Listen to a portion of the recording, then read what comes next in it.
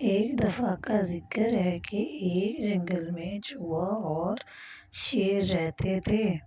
شیر ایک دن کھانا کھا کے سو گیا تو پاس ایک چوہے کا گزر ہوا۔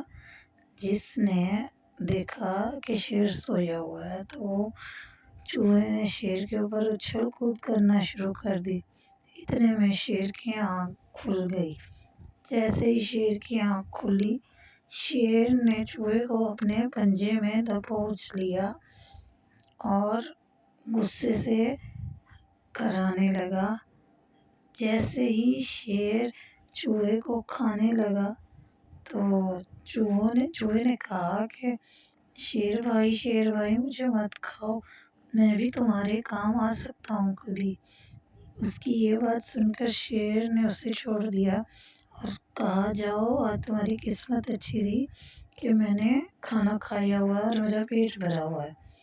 تو اس نے چھوڑ دیا اور کہا کہ بھاگ جاؤ ورنہ میں تمہیں کھا جاؤں گا۔ اتنے میں چوہا خوشی سے وہاں سے دوڑنے لگا اور شیر زور سے دہاڑنے لگا۔ اتنے دن بعد شیر جنگل میں سیر کو نکلا تو جنگل کے شکاریوں نے جال بچھایا ہوا تھا۔ جیسے ہی شیر آیا تو شکاریوں نے اس کو جال کے اندر پھانس لیا۔ جیسے ہی شیر نے پاؤں رکھا جال میں تو جال کے اندر پھنس گیا اور شکاریوں نے اس کو باندھ دیا۔ تو شیر زور زور سے چلانے لگا۔ اتنے میں وہاں پہ موجود جانور اور چوہے نے شیر کی آواز سن لی۔ جیسے ہی شیر کی آواز سنی تو چوہا شیر کی مدد کے لیے دوڑتا ہوا شیر کے پاس آیا اور بولا کہ دوست، میں تمہاری مدد کروں گا کیونکہ میں تمہارا دوست ہوں۔ اتنے میں وہ شیر کی دم کے ذریعے جال کے اوپر چڑھا اور اپنے دانتوں سے رسی کو کاٹنے لگا۔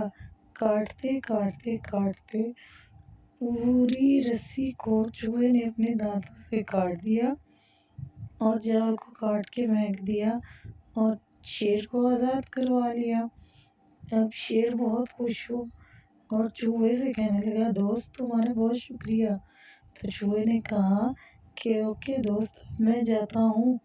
اتنے میں شیر بولا نہیں، تم نہیں جاؤ، آج تم نے میری دم کے اوپر نہیں کھیلنا، آ جاؤ دوست، کھیلو میرے ساتھ۔ تو جیسے شیر نے ایسے کہا، چوہا شیر کی دم پہ چڑھ کے کھیلنے لگا اور اب وہ دونوں بہت ہی اچھے دوست بن چکے تھے اور ایک دوسرے کے دوست